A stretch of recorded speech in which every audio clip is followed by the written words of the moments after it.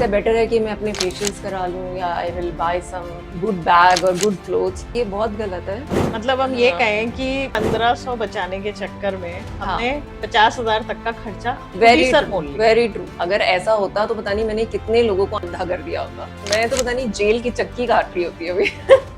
Hello everyone, welcome to our show मंच आवाज experts की। आप सबका एक बार फिर से स्वागत है हमारे शो पे और आज हम मिलेंगे हमारी एक्सपर्ट डॉक्टर करुणा गणपति से। Hello ma'am, welcome to our show. Thank you Nidhi for inviting me. And मैं अपने ऑडियंस को बता दूं, डॉक्टर करुणा गणपति का डेंटल कॉस्मेटोलॉजिस्ट में 15+ इयर्स का एक्सपीरियंस है। तो डॉक्टर, आज हम आम पब्लिक की तरफ से आपसे कुछ ऐसे सवाल पूछ रहे हैं जो उनके शायद माइंड में रहते हैं लेकिन वो उनको क्लैरिटी नहीं होती है। मेरा पहला सवाल है कि जनरली जब भी हमें कोई डेंटल इशू होता है तो हम उसको ना बहुत डिले करते हैं, तो ये कितना सही है और कितना गलत है, मतलब हम क्यों करते हैं? ये बहुत गलत है। पहली बात तो यही है कि बहुत सारे लोग डेंटल ओरल हेल्थ को इतना इम्पोर्टेंस देते ही नहीं है। वो सोचते हैं कि इट्स बेटर, ये तो मुंह के अंदर है, दिखेगा नहीं, तो इतना इम्पोर्टेंस देने की क्या जरूरत है। इससे बेटर है कि मैं अपने फेशियल्स करा लूँ या I will buy some good bag और good clothes. So they prefer to spend more on outer things instead of treating their oral health, and they don't understand ki this is the first gate of your digestive system, जो आपका beginning होती है आपकी food को nutrients देने की, वो आपका this is your first beginning। जो कहते हैं ना, अगर घर के बाहर अगर आपकी गंदगी है, अगर उस गंदगी से आप घर से अंदर आओगे तो क्या होगा बताओ आप? सारी गंदगी अंदर ही जाएगी ना। तो सिमिलरली ऐसे अगर हमारा माउथ गंदा है तो सारी गंदगी आपके पेट के अंदर जाएगी। तो बड़ा इंपॉर्टेंट है अपनी जो ओरल हेल्थ है उसका ध्यान रखना। जनरली लोगों के दिमाग में ये आता है कि डेंटल ट्रीटमेंट ना बहुत कॉस्टली होता है, तो इसलिए भी कई बार लोग अवॉइड करते हैं। उनको लगता है कि एक पेन होगा, डॉक्टर के पास जाएंगे और वो आराम से लंबा एक्सपेंस बता देगा। डेंटल ट्रीटमेंट एक्सपेंसिव नहीं होता, लेकिन जो लोगों का इररिस्पॉन्सिबल बिहेवियर है towards their oral health is expensive. जो छोटी सी कैविटी है, कितनी सी, मतलब एक माइन्यूट कैविटी होती है, वो अगर तुम हर 6 महीने में आके अपना डेंटल चेकअप करा लो तो वो वहीं पे हम लोग पकड़ लेते हैं। We catch it right there. उसमें कितना ही खर्चा होता है, 1500 रुपए, 2000 रुपए। अगर तुमने उसको अवॉइड किया, कैविटी को अवॉइड किया अपना, इट विल टेक अप और डीके होएगा, it will take up root canal treatment करने की जरूरत होगी। कुछ लोग तो ऐसे हैं माशाल्लाह कि रूट कैनाल ट्रीटमेंट भी नहीं कराते हैं, वो अपना घर में ही बैठ के they will pop up some analgesics and उनको लगता है कि ठीक है, आई एम ऑल राइट, मुझे कुछ लेने की जरूरत नहीं है। सो वो उसको भी डिले करते हैं। फिर अल्टीमेटली क्या होगा? अल्टीमेटली ये होएगा कि बेचारा टूथ जो है उससे ही तुम्हें हाथ धोना पड़ेगा। अब जब दांत ही निकल गया, अब फिर इंसान सोचेगा अब I don't have any tools, मैं किससे खाना खाऊं? Then he will come here, तब बनता है एक्सपेंस। फिर होता है डेंटल इम्प्लांट्स का show. So dental implants are definitely they are very expensive. सो अगर वो छोटी सी कैविटी को नज़रअंदाज नहीं किया होता तो वो डेंटल इम्प्लांट का रूप नहीं लेता। मतलब हम ये कहें कि 1500 बचाने के चक्कर में हमने 50,000 तक का खर्चा वेरी ट्रू।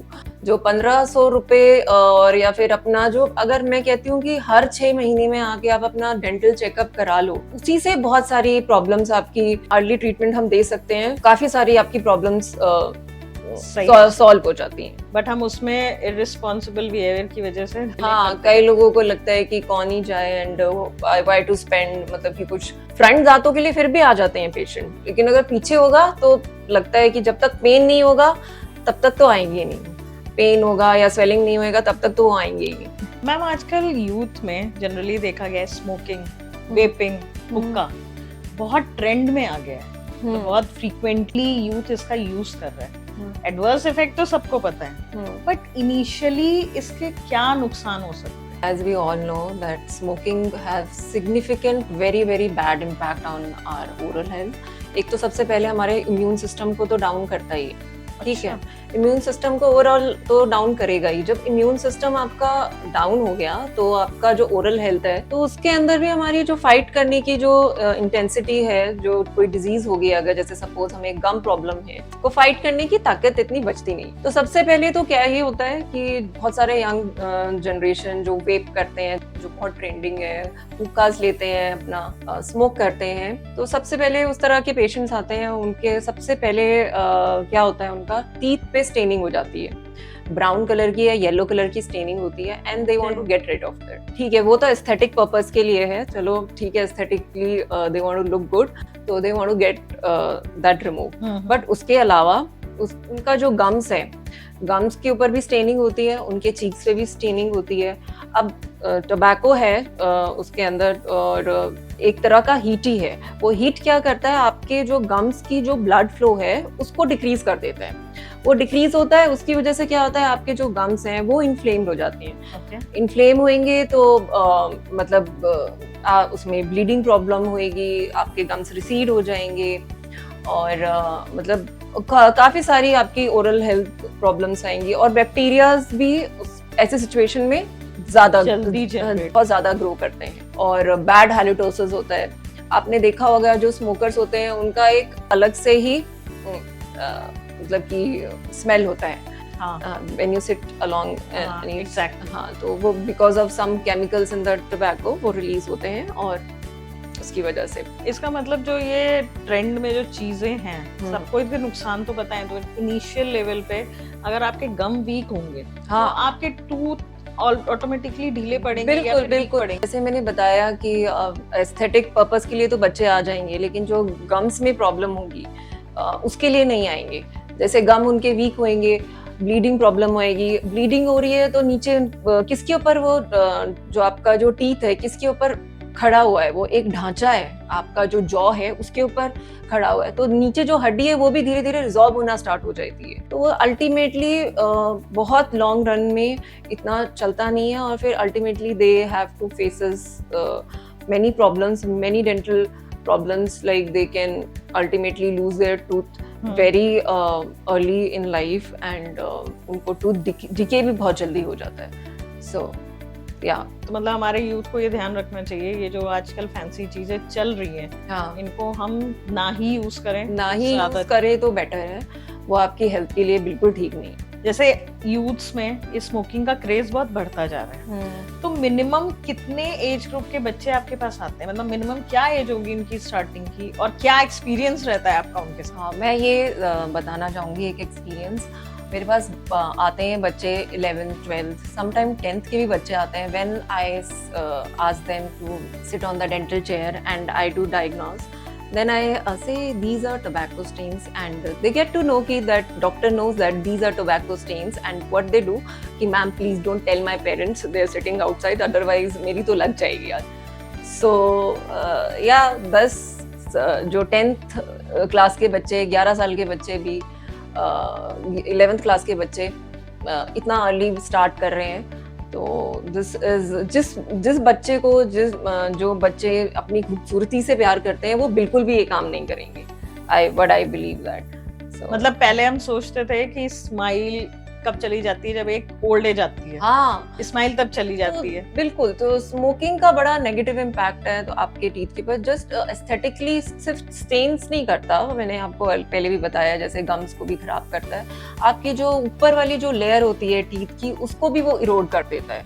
अब जब इरोड हो गया तो वो सेंसिटिविटी हो जाएगी, सेंसिटिविटी होगी तो बच्चे को प्रॉब्लम होएगी, बच्चे को क्या, अडल्ट को, किसी को भी प्रॉब्लम होएगी, पानी पीते हुए, चाय पीते हुए, किसी भी तरह की प्रॉब्लम हो सकती है। सो बेसिकली ओवरऑल हर तरीके से खराब ही करता है स्मोकिंग। मैम, एक बहुत ही कॉमन लोगों के दिमाग में मिथ कहिए या एक रहता है इशू कि अगर मैंने अपना दांत निकलवाया या टूथ एक्सट्रैक्शन कराया तो मेरी ना आईज वीक हो जाएंगी या कहीं ना कहीं किसी और बॉडी पार्ट पे असर आएगा यार। ये तो बहुत ही कॉमन मिथ है। अगर ऐसा होता तो पता नहीं मैंने कितने लोगों को अंधा कर दिया होता।